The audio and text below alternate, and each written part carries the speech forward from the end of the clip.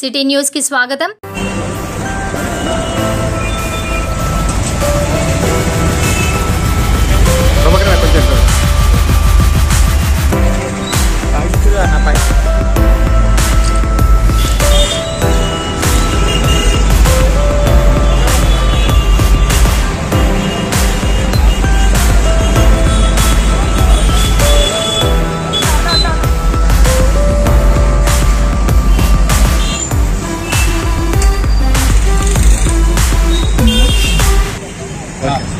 ఈరోజు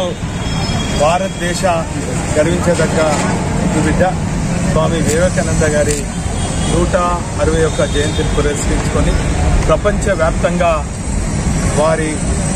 చేపట్టినటువంటి అనేక సూచనలను స్మరిస్తూ ఈరోజు భారతదేశానికే కాదు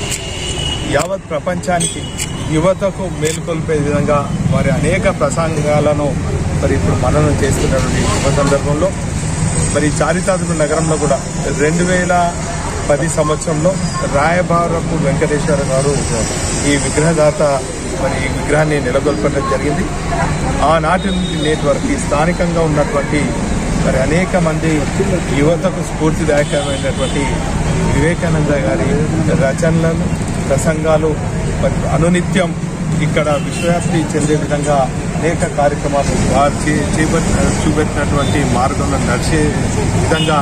అందరం కూడా యువత అంతా కూడా వారు కేవలం చిన్న వయసులోనే 39 సంవత్సరంలో మన నుంచి దూరం అయినప్పటికీ కూడా ఆ చిన్న వయసులోనే చిన్ననాడే తండ్రి చనిపోయినప్పటికీ కూడా ఒక ముక్కోని ధైర్యంతో ఒక స్ఫూర్తితోని కుటుంబ బాధ్యతలు కూడా చేపట్టి ఒక ఉపాధ్యాయునిగా చిన్న వయసులోనే బాధ్యతలు చేపట్టి ఇటు కుటుంబం ఇటు సమాజం భారతదేశం ఔన్నత్యాన్ని గొప్పతనాన్ని చాటి చెప్పినటువంటి మహనీయులు